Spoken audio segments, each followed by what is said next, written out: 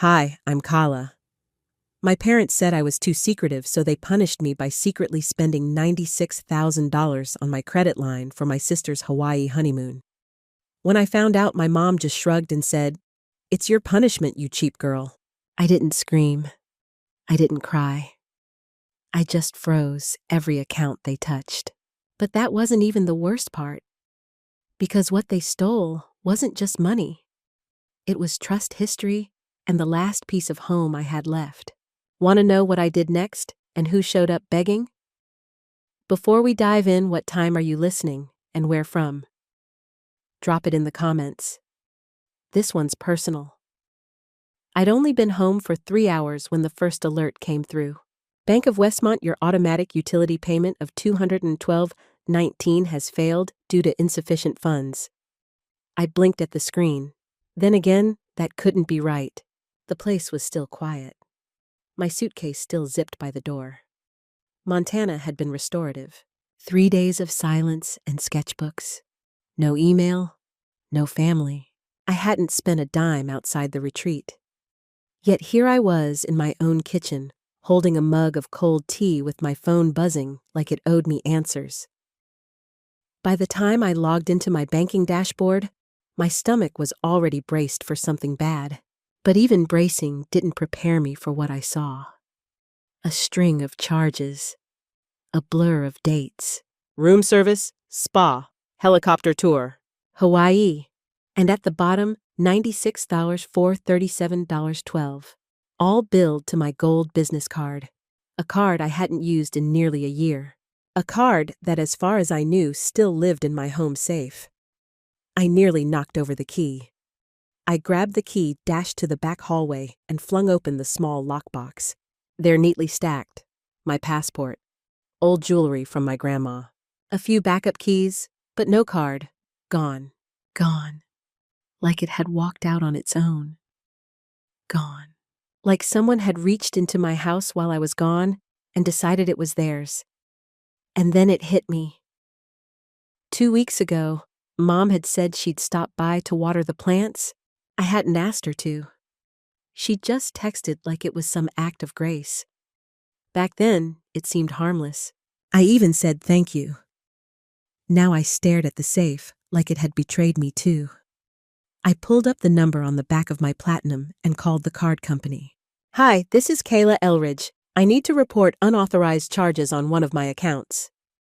The agent was polite, a little too casual for what I was feeling. He verified my address. "Wait," I said, frowning. "Can you confirm which address the charges were authorized from?" He paused. "It matches your home address. That's why the flag didn't trigger." Of course it did. Of course they used my address. I ended the call politely but shakily, walked to the window.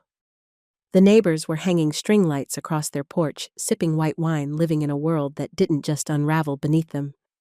Mine had. Out of muscle memory, I opened Instagram. I don't know what I was expecting. Maybe a distraction. Maybe some quiet decor photos. Instead, I saw her, Lacey, straddling a chaise at the Halekulani in Oahu. Champagne in hand. "Family time in paradise," the caption read. I tapped. Next photo. Mom smiling beneath a massage cabana. Then Dad midair in a parasail, legs dangling like some carefree retiree. And me, I was tagged. I was tagged. It was my card, my money, my name. But I hadn't been there. I hadn't even been told. I stared at that screen for so long, the sun outside faded. By the time I moved again, the room had darkened shadows stretching like guilt. I drove. Didn't even grab a coat. My parents lived 22 minutes away. I barely remember the road. Just the blur of headlights, the growing buzz in my chest, the numbness in my fingers. When I pulled into their driveway, the porch light flicked on. Automatic. But nothing about this felt routine. Mom opened the door like she'd been expecting a package, not me. "Kayla," she said, voice flat. "You should have called." I stepped inside. No hug, no "how was your trip?" Just the same dull beige living room where I'd once been told not to make a scene. "You took my card?" I said. She blinked. It was never just yours. That's not how credit works. Well, if we're being technical, she sighed. Your father and I gave you everything growing up. It's only fair you give back by letting you charge $96,000 without telling me. Her lips twitched. You wouldn't have understood. My voice cracked. Try me. You always hold on to things. Secrets. Grudges. You made us feel like strangers. So maybe we thought maybe you needed a little nudge. A reason to be part of this family again. Consider it. A correction. You call this a correction, I said. This is theft. That word made her flinch. Just a little. She turned her back and muttered, You're so dramatic, just like your aunt. And then, you always made us feel poor, like your little job made you better than us. I design homes, I said quietly, not palaces in Oahu. Dad walked in then, not a word. Just a glance between us then, down at the carpet. He looked at me once, opened his mouth, then closed it. The silence cut deeper than anything Mom said. Then came the icing. Lacey appeared at the top of the stairs, barefoot glowing. Hey, sis, she grinned. How's Montana? Oh, wait, don't answer. I already saw the photos. Looked boring. She sipped from a wine glass. Anyway, thanks for the trip. You've got great taste in resorts. I stared at her, and for the first time, I didn't feel heat or rage or even betrayal. I felt nothing. I turned, walked out. The drive home was silent. I didn't even turn on the radio. About 5 minutes from my place, I reached into the glove box for a tissue, and my fingers hit something. A small box, white, worn. I hadn't seen it in years. Inside was a card. Birthday. Maybe 7 or 8 years old. No signature, no note, just 3 words. Maybe next year. It had hurt back then. Now it felt like a thesis. When I got home, I didn't cry. I didn't scream. I turned on the lamp, logged into my dashboard. I whispered, let's see how they survive without my silence. The moment I pressed send, don't regret it later. Too late. I felt something shift in my chest. Not exactly peace, but clarity.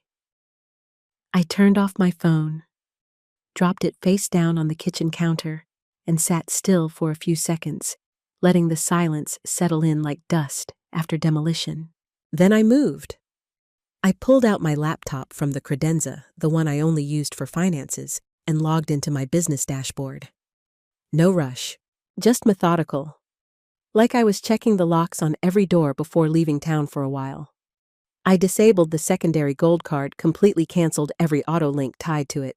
Then I took it a step further, locked the joint wire transfer authority, updated all recovery access codes, and turned on 2-factor authentication with my private secure line. I wasn't just cutting them off.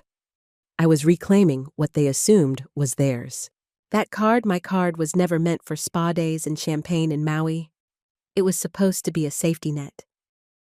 Years ago, after my father's mild stroke, Mom had called me crying, said she worried about what would happen if something happened to them while I was away for work. She asked me to link one of my business cards to their household accounts. Just in case, she'd said, for rent, for groceries, for meds. Only you could do this right, honey. And back then, I believed her. So I set it up. Because no matter how cold she ran sometimes, I thought caring was just messy in our family. Not absent. But I left a breadcrumb trail of every transaction. Every authorization had to ping back to me, even if they didn't know it. I stared at the frozen account. The balance had been cleared down to $211 before I cut the cord. Only you could do this right. The words circled in my mind like smoke around a candle flame. I hadn't thought about that moment in a long time. The way she held my face, eyes glassy, voice trembling. You're the only one we trust, Kala. That line hits different when you realize trust was never the issue. It was entitlement. It was around 4:30 when the bank called. I let it ring twice before answering. This is Calla. Hi, this is Denise with Capital Financial. Just confirming you initiated the full freeze on the gold business card ending in 8391 I did. There was a pause. A click. Then her voice lowered slightly. Ma'am, we've had 17 declined transactions since the freeze. Do you want us to continue rejecting? I didn't hesitate. Absolutely. Let it all bounce. Understood. For your records, they attempted salon payments, a Porsche lease, and 3 separate mobile plans. One of them under the name Lacey G. I swallowed a dry laugh. Keep declining. It was petty, maybe. But it was also just the first ripple. I closed my laptop and poured myself a glass of water, watching the golden light begin to fade through the blinds. Outside, everything looked calm. Maple trees barely swaying, my neighbor's dog curled up by the fence. You wouldn't know a storm had started. I waited until night fell before turning my phone back on. The screen lit up like a siren. 26 missed calls, 12 voicemails, 8 texts from my father, most of them variations of "call me when you can." But it was the voice notes from my mother that I opened first. Calla, her voice hissed through static. You didn't have to make this dramatic. We are family. Do you understand what you're doing? Lacey has kids. You're jeopardizing their stability. All over a misunderstanding. She paused. Then in a lower voice, one she probably thought sounded softer. I know we've had tension, but this is cruel. You're better than this. No, I thought I'm just not cheaper than this. I saved the voice messages, one by one. My hand didn't shake. My eyes didn't burn. I'd cried enough over years of being the designated afterthought, the family backup plan, the one they remembered only when it was time to clean up or pay up. I didn't write back.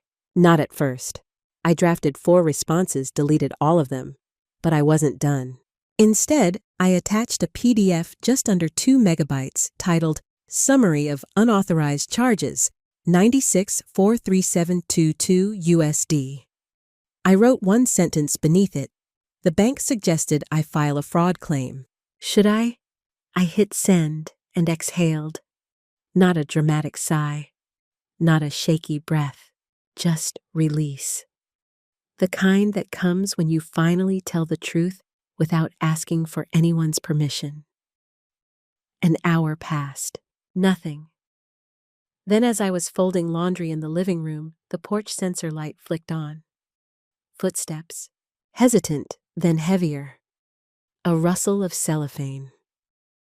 I peeked through the peephole, and there she was, Caroline, my mother, holding a bouquet of grocery store flowers and a smile so fake it made my skin itch. She rang the bell, knocked once, then started pounding. Calla, she sang out, voice syrupy. Let's not drag this out. You're being emotional. We just need to talk. Her smile didn't reach her eyes. And that's when I knew. She wasn't sorry. She was scared. That night, Mom showed up, banging on my door, holding a bouquet from the grocery store and a smile that looked like it might crack under its own weight. I didn't flinch. I didn't even look through the peephole. I already knew who it was. Calla, sweetie, she called through the door, her voice high and sugary like fake syrup. I thought maybe we could talk. I brought your favorite lilies. I opened the door halfway, just enough for her to see my face, and the chain still latched. You don't have to do this, she added quickly, eyes darting to the hallway like she was checking for an audience. Families borrow. That's how we survive. I met her gaze, steady. I'm not your backup plan. Her grin faltered. That phrase must have landed deeper than she expected. Or maybe she knew it was true. I stepped outside, shut the door behind me, and turned the lock with a firm, final click. The sound was louder than it should have been in the quiet hallway. She blinked at the closed door, then turned to me as I stood just a few feet away, barefoot, calm, arms folded. You're overreacting, she said, clutching the flowers like they were proof of goodwill. You always take things too far. That line. Always that line. Somewhere in my chest, the slow burn reignited. Not rage, just tired clarity. I took a slow breath, then another. Steady. Funny, I said. How too far is what you call boundaries? She sighed heavily, letting the bouquet drop to her side. Kayla, you're not married. You don't have kids. You have a good job. What else are we supposed to do? Lacey's got her hands full. The kids need internet. Your father needs his medication. I raised my eyebrows. So, I'm just a walking wallet. She didn't answer. Just looked at me, lips pressed tight. But I caught it. The faintest flicker of resentment in her eyes. The kind that said you were supposed to keep funding this family machine quietly. Across the hall, the neighbor's door cracked open. Mrs. Leonard peeked out her nightrobe, still wrapped in a towel from coloring her hair. She didn't say anything, just watched. Mom saw her too and immediately lowered her voice. This isn't the place. Let's go inside. Talk like adults. No, I said. You wanted public? Let's stay right here. There was a long pause. I reached into the folder I'd tucked behind my back and handed Mom a plain white envelope. She hesitated. What is this? Just a little something for the record? She opened it slowly. Her fingers trembled. Inside was a spreadsheet printed on thick paper. Color-coded, every entry labeled. Utilities, lease payments, salon memberships, even Lacey's iCloud family plan, and the payments for a designer stroller. All from one card. My card. Then a business card. My lawyer's. And finally, a neon yellow sticky note in my handwriting. If you call me cheap again, be ready to explain this in court. She went pale. For a split second, I was 8 again, standing in our living room, trying to hold back tears after Lacey knocked over Mom's antique vase during one of her tantrums. I remembered the way Mom had turned to me. Not her. Calla, she'd said sharply, just say sorry and stop being cheap about things. It's just a vase. Back then, I didn't know what it meant, but it stuck. It followed me through every family holiday, every skipped birthday call, every time I covered someone else's tab, and got nothing but a passing thank you. Mom's voice cracked through the memory. I didn't mean it like that back then. You know how things get said. I said nothing. She tried again. You're acting like we stole from you. We're family. No, I said quietly. You're acting like family means I should have no boundaries. That's not love. That's dependency dressed up in guilt. Mrs. Leonard cleared her throat softly, then pulled her door shut. The silence hung between us. I haven't filed anything yet, I added, watching her eyes flicker with a new kind of panic. But the bank said I'd have a solid case if I do. Every charge is traceable. Every favor you called it documented.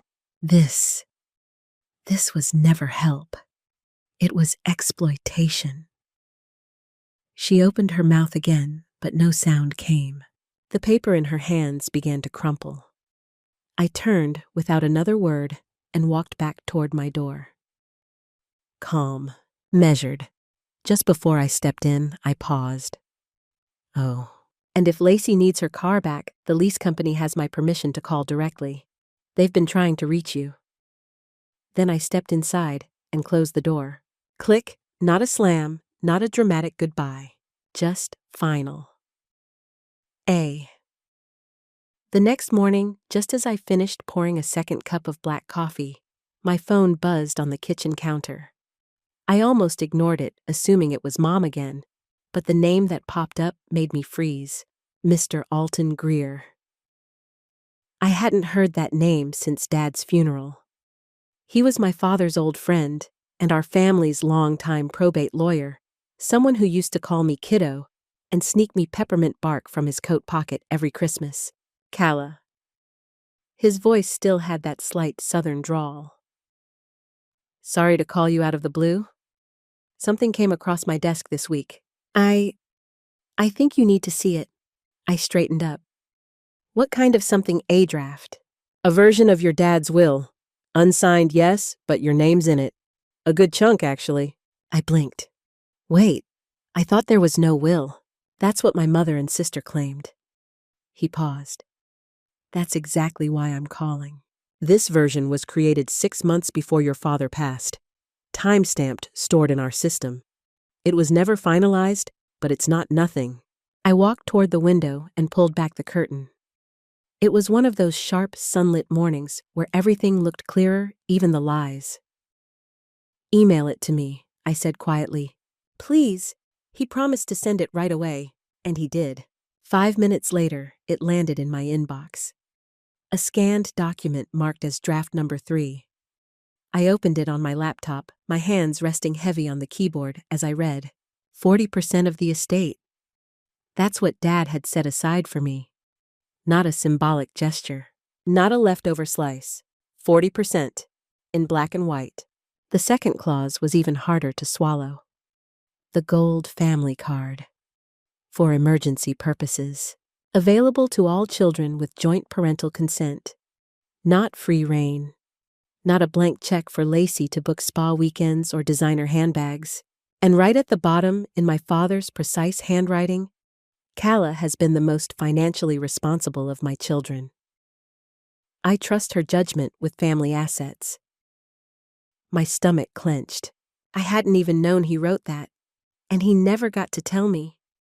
But Mom Lacey, they'd stood in our kitchen after the funeral and said he never filed anything official. We checked. It was just a mess. They lied. I leaned back in my chair, letting the weight of the betrayal sink in. Not just the money. Not even the manipulation. It was the silencing. The years of erasing my place in this family. Slowly, strategically. My mind drifted back to the funeral. I hadn't let myself think about that day in a long time. Lacey had sobbed so loudly, it felt more like a performance than grief. Her cries were dramatic, chest-heaving, drawing looks from every corner of the chapel. And Mom Caroline. She stood tall, giving a rehearsed eulogy about Elias Granger, as if she'd adored every inch of his soul, about how he loved family more than life. While I sat there in the second row, quietly holding the photo Dad and I had taken in Yellowstone just 2 years prior. When I stood up to say something, just a few honest words about him, Mom touched my wrist and whispered through clenched teeth, "Not now. You're just going to upset people." I remember how I froze. Not because I agreed, but because in that moment, I realized they didn't want my truth. They wanted a version of Dad they could spin into a story without me in it. That was the day something in me started to shut down. Now staring at this draft, will that moment burned brighter than ever. I didn't call them. I didn't scream. I didn't march over with accusations. I just reopened my budgeting spreadsheet. Yes, I still keep track of every dollar. And I added a new tab, Gold Card Transactions. For the next hour, I went through every monthly statement I had access to. They'd assumed I wasn't watching, that I was still the quiet one who'd let things slide. But I wasn't that girl anymore. I flagged purchases, hotel stays, plane tickets, a diamond bracelet from a boutique in San Diego, and then one charge caught my eye. 4 Seasons Resort Oahu. I booked under Kala V. Granger. I hadn't been to Hawaii since college. I squinted at the date just 4 months after Dad passed. 3 rooms, ocean view spa services, meals billed to the room. I opened my photo app, scanned back to that month. Nothing. I'd been in Chicago at a tech conference, and yet someone had used my full name, my credit link, my father's death to take a beach vacation. I texted Mr. Greer right then. If we can prove they suppressed this will and someone used my identity, does that change anything? His reply came almost instantly. If assets haven't been fully dispersed and we can establish misrepresentation or forgery, then yes, everything changes. My hands were steady now. I forwarded him the spreadsheet I'd built, every questionable charge labeled and categorized. Then I clicked on the resort's website. My pulse was calm, not cold, as I selected a flight for tomorrow. No one knew I was going. Not my mother, not my sister, not even my co-workers. This wasn't revenge. This was reclamation. I stepped off the plane with nothing but a shoulder bag and the quiet knowledge that something inside me had changed. I wasn't here for vacation. I wasn't here for closure. I was here for clarity. The warm air hit me like a memory, humid, fragrant, deceptively soft. A place like this was meant for rest-escape luxury, and yet every footstep I took through the open-air terminal reminded me of how my name, my identity, had been weaponized behind my back. I didn't waste time. A short taxi ride later, I stood in front of the Four Seasons Oahu, staring up at the very hotel that had billed me nearly $10,000. I walked through the entrance slowly, as if stepping into a house someone else had built with my keys. At the front desk, a young woman greeted me with a polished smile. "Aloha, Miss Granger. Welcome back." I blinked. "Excuse me." She tilted her head, then gestured to the screen. "We have you in the system already. VIP status. Would you like a glass of our hibiscus welcome tea while we check you in?" I couldn't decide if I felt dizzy or insulted. I accepted the tea. "We have you in our signature ocean view suite," she continued, typing swiftly. "The same room as your last stay, booked with luxury spa credit, children's activities, and private pool access." My grip on the cup tightened. "And the name on that reservation?" She pointed to the monitor. "Calla V. Granger. Full payment processed through our concierge platform. Would you like me to resend the confirmation email?" I nodded, lips pressed together. She assumed I had forgotten. That this was a return trip. That I was the woman who'd sipped my ties here 4 months ago while my card took the hit. But I wasn't. They led me to the room with care. Every staff member I passed smiled like they knew me. One even waved and said, "Welcome back, Miss Granger. Your kids looked like they had a blast last time." I didn't respond. Inside the suite, the view opened like a postcard. Blue waves, sun-drenched lounge chairs swaying palms. There was a beach tote hanging on the hook by the door, branded with the resort's logo. A complimentary gift for returning guests. The irony made my stomach turn. I sat on the edge of the bed, took out my laptop, and pulled up my notes. I opened my encrypted folder titled Legal Hold and started documenting everything. Dates, charges, room details. Then I called the front desk and asked to speak with the manager. He arrived 10 minutes later, crisp polo shirt, clipboard in hand. "Miss Granger, so nice to meet you again. How can I assist? I didn't waste time. Can you walk me through the billing history from the last reservation under my name?" He looked surprised, but professional. "Of course, may I ask, was there an issue with the previous stay?" "There was no stay," I replied. "Not by me." His smile faded. "I see. Give me a moment." He returned with a printed folder. "Here's the billing breakdown. Suite for 5 nights. Spa package titled Mom and Me. 1 adult, 1 child. In-room dining, 4 guests.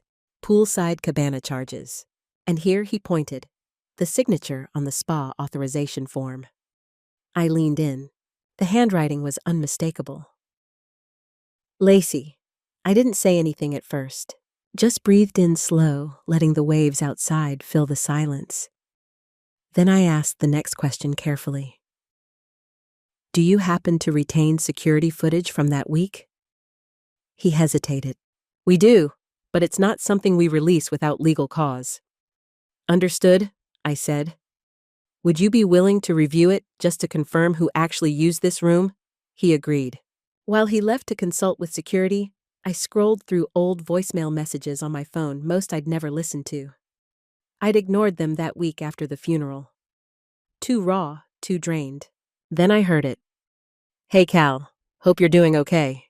I know things have been heavy. Just wanted you to know I love you, and I'm thinking about you. Talk soon, okay?" Lacey's voice, soft, sweet, sent the very day she was lounging poolside under my name. I stared at the phone like it might apologize. 10 minutes later, the manager returned with a discreet knock. "We checked the footage," he said quietly. "Your sister and her family were on the property. Poolside spa, multiple amenities, all linked to your account." I stood up slowly. "I'd like all the receipts emailed to me, including the signature scans. And please note this for record, I'm filing a financial fraud complaint." "Yes, ma'am," he said, voice lower now. "Would you like us to flag your profile to prevent future usage immediately?" Back inside the room, I logged into the resort Wi-Fi and canceled the open card. Then I saved every document, labeled each file by category. I even downloaded the voicemail and attached it to the folder. Evidence, not emotion. I sat back and exhaled. People think silence means surrender. That being the quiet one makes you soft, forgettable. But silence can be strategic. I'd been called invisible, passive, too sensitive. But right now, I was a file folder away from burning the lies down, and I wasn't raising my voice to do it. As I zipped my bag to leave, a bellboy approached with a small package. "Miss Granger," he said, holding it out. "Your family left this at the front desk after checkout. Said it was for you." I took it warily. Inside the cloth gift bag, a folded note in familiar cursive and a wrinkled receipt. The note said, "Mom said you'd understand." And beneath it, a receipt for a $9,800 jewelry store charge paid in full on my father's memorial card. For a second, I couldn't move, couldn't breathe. They hadn't just stolen a vacation, they'd stolen dignity, memory, identity. And now they were trying to leave me with the tip. I didn't go home. Not right away. After landing back in Seattle, I went straight from the airport to the bank, my coat still damp from the plane's condensation, my shoes echoing on the marble floor as I walked in with the packet of evidence tucked under my arm. It was early, barely past opening hours, but I couldn't wait. A young associate greeted me with a chipper. "How can I help you today?" I handed her the folder. "I need to speak with someone from the fraud division. This is urgent. I have full documentation, charges, signatures, and proof the card was used without my consent." She flipped the folder open, and her smile faltered slightly. "Let me get someone from upstairs." 10 minutes later, I was in a small, glass-walled office seated across from a man in a navy vest who introduced himself as Marcus. He took his time reviewing the paperwork, eyes scanning each receipt, each printed screenshot from the hotel's cameras, each email I had forwarded. I sat quietly, not because I had nothing to say, but because silence had become my sharpest tool. "I can't imagine how frustrating this must be," Marcus finally said. "And you're saying the individuals who used this card were family?" I nodded. "My parents, my sister, her children. They used my name, my credit, my father's memorial card. They didn't even ask." Marcus exhaled. "We'll get this escalated. You'll receive a fraud claim ID within 24 hours, and we'll launch a formal investigation." "Good," I said, then paused. "Also, I want to cancel that card and freeze any shared accounts I still have. Checking savings, any lingering family trust links, all of it." He looked up. "Are you sure that might affect joint access?" "I'm sure. And I need to update all my passwords. I'd like to schedule a full financial lockdown today." It took 2 hours, but when I walked out of that building, everything was different. The card was gone. My accounts were secure. The family trust I'd been tied to since I was 19 was frozen with a pending review. For the first time in years, I felt like I owned my name again. I got home around noon. The apartment was quiet. Just the soft hum of the fridge and the comforting creak of floorboards under familiar weight. I put my bag down, made tea, and sat by the window with my laptop on my knees. By the time I opened my phone again, it had already begun. First, the buzzing, then the notification flurry. "Lacey, what are you doing? You froze the accounts? Are you serious right now?" Then my mom, "Kala, we need to talk. You think punishing us makes you better? That's not love, sweetie." And then my brother, who hadn't said a word to me in months. "You're acting like a child. Grow up. This is embarrassing." I stared at the screen for a while. Didn't type anything back. Just muted the thread. By late afternoon, the phone rang again. A call from Mom. I let it buzz once, twice. Then I picked up. Her voice came through like syrup at first. Sweet and slow. "Hi, honey. I was hoping we could talk. There seems to be a misunderstanding." "There's no misunderstanding," I said, cutting in quietly. "You used me. Again. You didn't ask. You didn't warn me. You didn't care." Her tone snapped. "Oh, come on, Calla. It was just a little help for your sister. You weren't even using the card." "Why are you being so dramatic and selfish?" I repeated, still staring out the window. "You know I worked 3 jobs in college to pay off that card I skipped birthdays. I didn't travel. I built credit while everyone else was drinking in Cancun." "You always keep secrets," she hissed. "You hoard money. You isolate. You've never truly been a part of this family." There it was. The real voice. The one she reserved for when kindness didn't get her what she wanted. And now she continued, voice sharpening. "You're punishing us, like some bitter, cheap little girl who can't handle being second to her own sister." I didn't yell. I didn't even flinch. I simply said, "Goodbye, Mom," and ended the call. The silence afterward wasn't peaceful. It was surgical. I sat there for a moment, staring at nothing, before logging into my personal trust portal. I remembered there was a clause, a legal one I'd skimmed past before. One that said once I reached 30, the trustee role shifted, and I could elect to sever all guardianship links. I was 32. I clicked through the forms, initiated the request, set everything in motion with the same calm, cold efficiency my family used to erase boundaries. I wasn't going to argue anymore. It was evening now. The sun dipped behind the skyline. I stood up, stretched my legs, poured another cup of tea. Just as I brought the mug to my lips, my phone lit up again. This time, a banking app notification. "Withdrawal attempt denied. Account frozen." Then almost immediately after, a voicemail pinged in. Lacey's voice. Broken. Frantic. "Calla, what did you do? We're stuck at the airport. The kids are crying. We can't get a car or a hotel. Everything's been declined. We have nothing. Please, just call me. Please." I didn't move. The cup of tea in my hand was still warm, the lamp beside me casting a gentle glow across the room. I was alone, but not lonely. I played the voicemail again, and this time I smiled. I played that voicemail again, and this time I smiled. Not out of cruelty, but out of something colder, cleaner. The kind of clarity that comes when every bridge behind you has burned, and the smoke finally clears.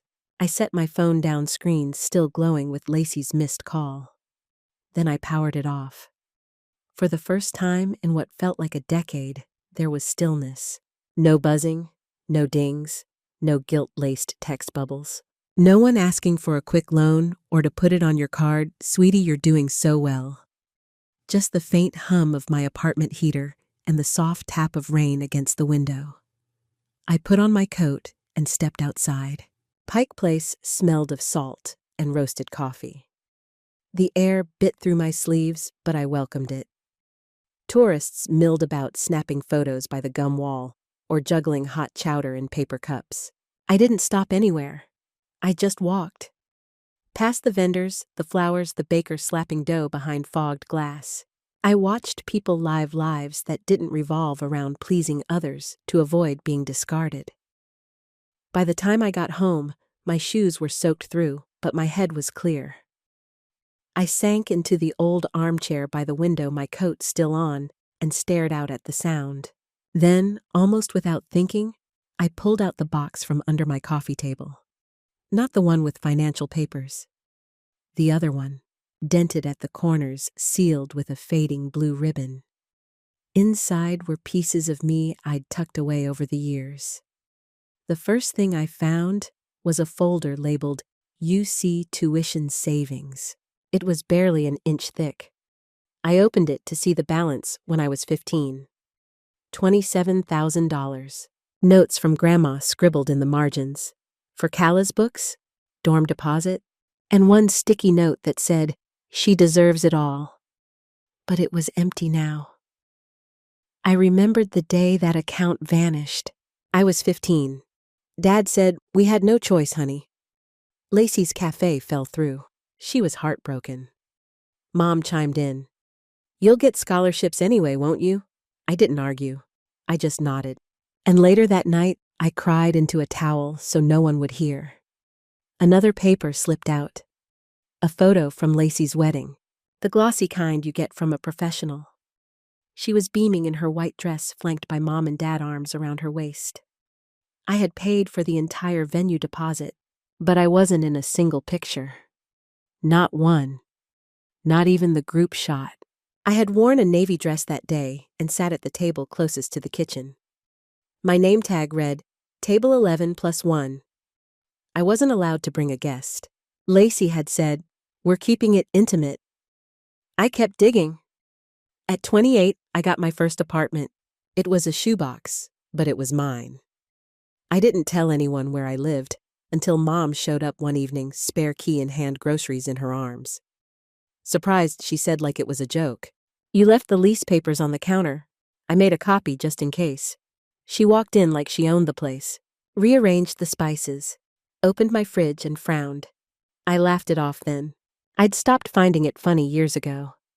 But the one that stung most, the memory I could never file away, was from just 2 years ago. Everyone had flown to Hawaii. I found out through Instagram. There they were, poolside photos, tropical drinks, even matching t-shirts that said Ohana Forever. Mom, Dad, Lacey, her kids, her husband. Even my cousin Jenna made it. I had surgery that same week. Nothing cosmetic. A real one. I'd listed my mother as the emergency contact out of habit more than hope. She never picked up. A day later, my father texted, "Didn't want to stress you out. Lacey needed this break." You understand? I did. I understood exactly where I stood. That week, I recovered alone in a shared hospital room while they posted photos of shaved ice and sunset dinners. The buzz of reality pulled me back as I sifted through a stack of legal documents. I'd scheduled a meeting with a legal aid clinic earlier that morning, and after explaining the situation, the young attorney looked at me like I had spoken another language. "They used your social security number to open secondary lines?" she asked. "Yes. And your sister listed her children as dependents. On your insurance?" I nodded. She blinked. "That's identity fraud. Potentially a federal offense." I didn't flinch. "Can we document it?" She handed me a highlighter. So we did. I returned home with a thick envelope, my name printed neatly across the front. I laid it out on my dining table next to receipts, screenshots, bank statements, all of it forming a web I hadn't realized had been building for years. I didn't cry. I didn't pace. I just started sorting. Page after page, I marked the lies in yellow and betrayal in red. My apartment was silent except for the scratch of ink. Then I saw it. An old Gmail folder I hadn't opened in years, one labeled Grandma. Curious, I clicked. It was like opening a window to sunlight. Her voice came alive in every sentence. "You are not hard to love, sweetheart. Your sister's loudness doesn't make your quiet any less powerful."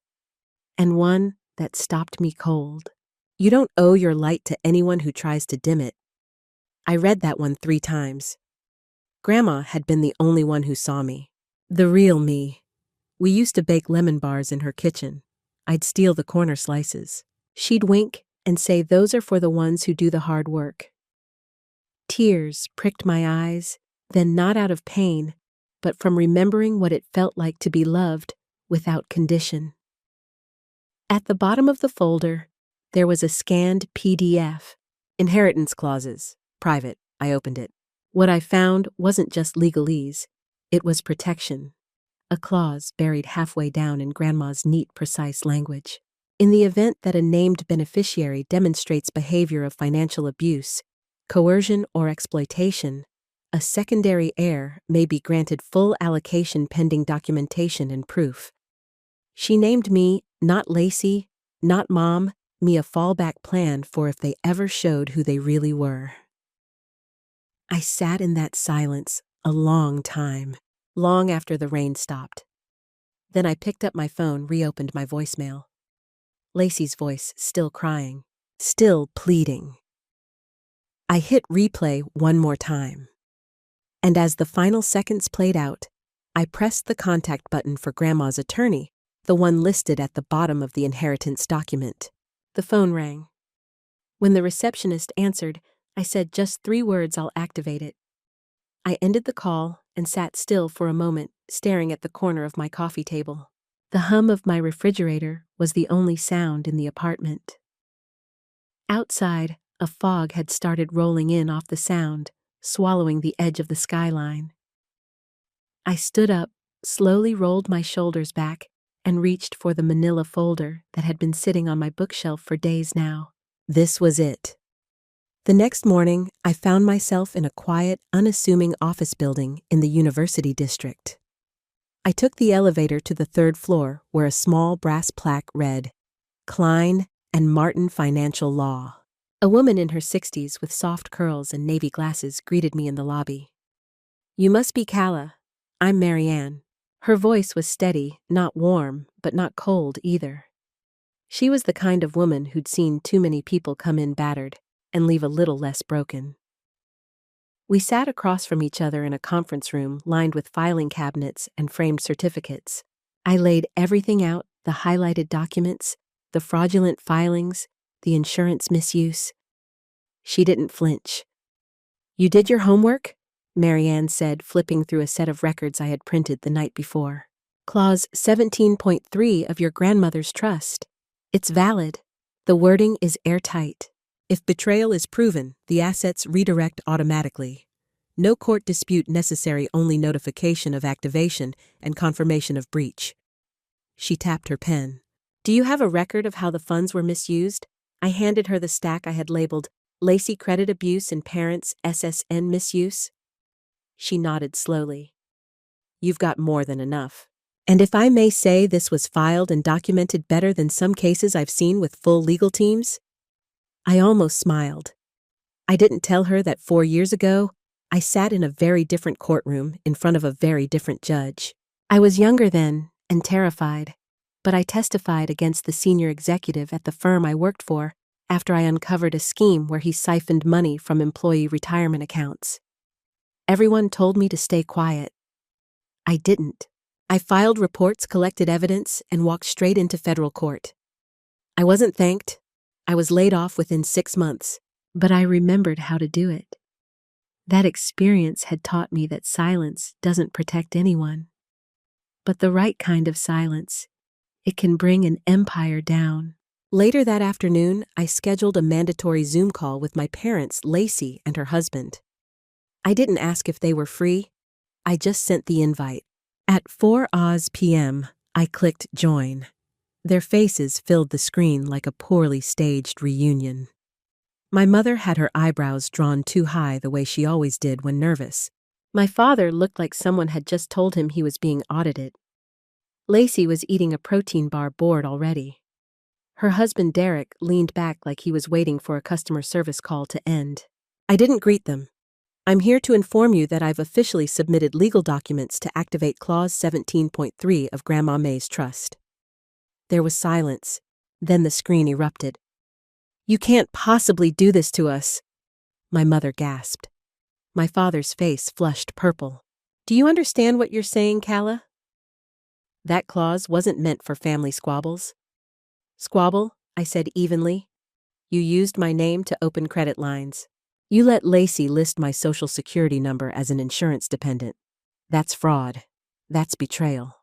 That's Clause 17.3. "This is punishment," Lacey shrieked. "Over what one trip you didn't get invited to?"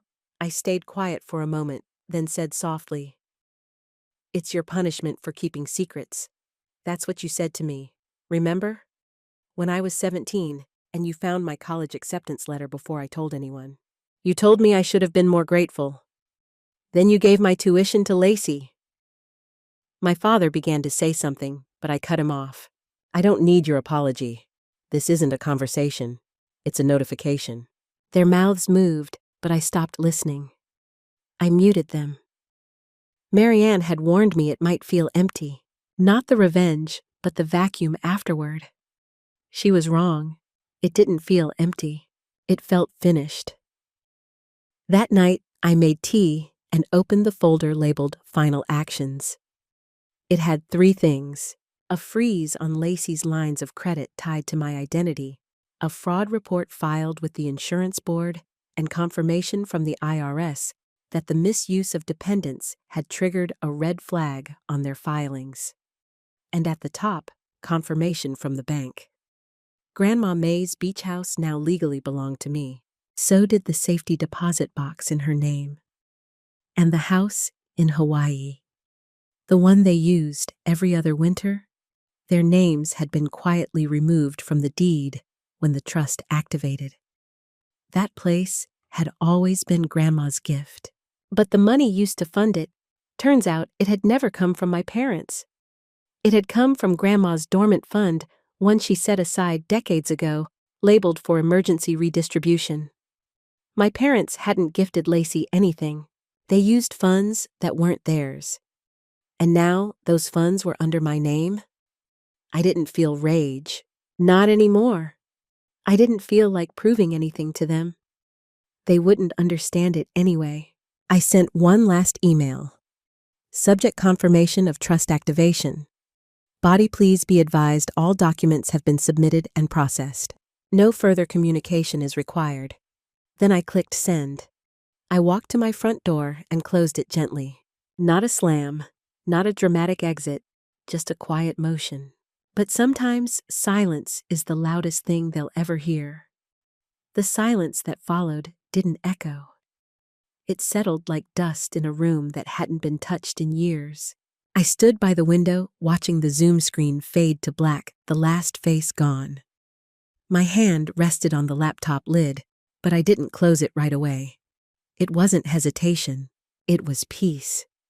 For the first time, I didn't feel the need to prove anything. That same evening, I boarded a late flight. No grand send-off. No farewell party.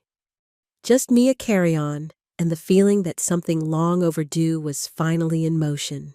By mid-morning the next day, I stepped barefoot into the house I hadn't seen since the funeral.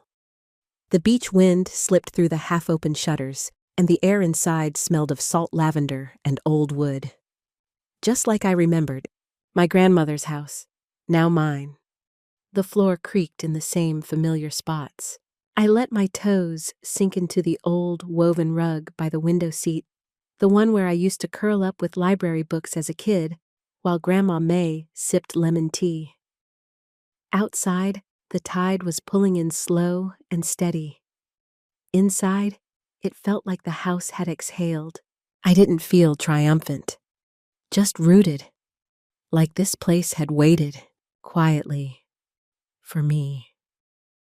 In the back bedroom, where the morning light always spilled across the bed, I opened her sewing chest. I wasn't sure why. Maybe habit, maybe something deeper. Inside, among spools of thread and a thimble still rusting at the edge, was a folded piece of stationery. To whoever is still standing, the front read. My throat caught. I unfolded the letter, careful not to smudge her cursive. Her words weren't long, but they felt like they'd waited years for me. If the kindest one ends up alone, make sure she knows she wasn't forgotten. She was protected. I didn't cry, not then. Instead, I sat on the edge of the bed, letter in hand, and let the silence speak again. All those years thinking I'd been invisible, when really someone had just been keeping watch quietly. She knew. She always knew. By early afternoon, I'd unpacked only what I needed. One suitcase, a kettle, my laptop. The rest could wait. I was slicing a lemon in the kitchen when the intercom at the gate buzzed. I walked to the screen, not expecting anyone. My heart didn't race. It slowed. It was my father alone. No suit jacket, no flowers, just a worn manila folder tucked under his arm. He looked older than I remembered, thinner around the shoulders, gray creeping further into his hairline. His tie was loosened like it had been a long drive. I stepped out and opened the gate part way. "You came all this way?" He cleared his throat. "We lost our pensions. The IRS. They're holding everything. Lacey's accounts, too." I nodded slowly. I figured they would.